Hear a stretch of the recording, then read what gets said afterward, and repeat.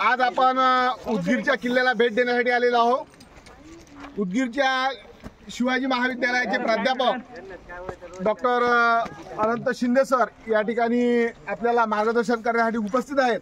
आपल्या यशवंतराव चव्हाण महाविद्यालयाच्या वतीने सर्वप्रथम डॉक्टर शिंदे सरांचं मी शब्दसुमनाने स्वागत करतो आणि सन्माननीय सरांना विनंती करतो की त्यांनी आपल्याला या किल्ल्याविषयीची माहिती द्यावी। धन्यवाद सर। मी प्राध्यापक डॉक्टर आनंद शिंदे, कॉलेज माझं बापूसाहेब पाटील एकंबेकर महाविद्यालय उदगीर।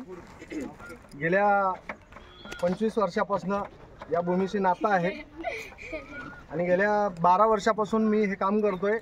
नितांत आजपर्यंत 15,000 पर्यटकापेक्षा जास्त पर्यटकांना या ठिकाणची माहिती सांगतो। ही ऐतिहासिक पार्श्वभूमी आहे। लवकर सांगून लवकर मी तुमचा हे आटपतोय, कारण हा जो किल्ला आहे तो किल्ल्याचा प्रकार आहे भोईकुट किल्ला। किल्ल्याचे एकूण 3 प्रकार, जलमार्गाचा किल्ला, डोंगरी किल्ला आणि भोईकुट किल्ला।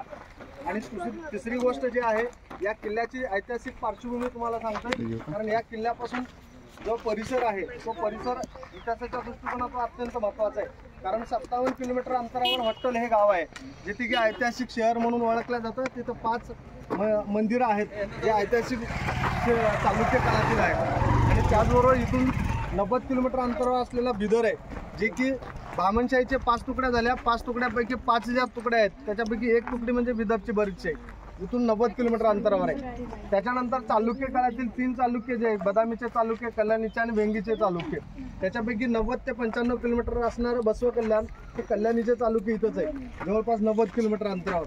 तिसरी गोष्ट अशी, राष्ट्रकुटाची राजधानी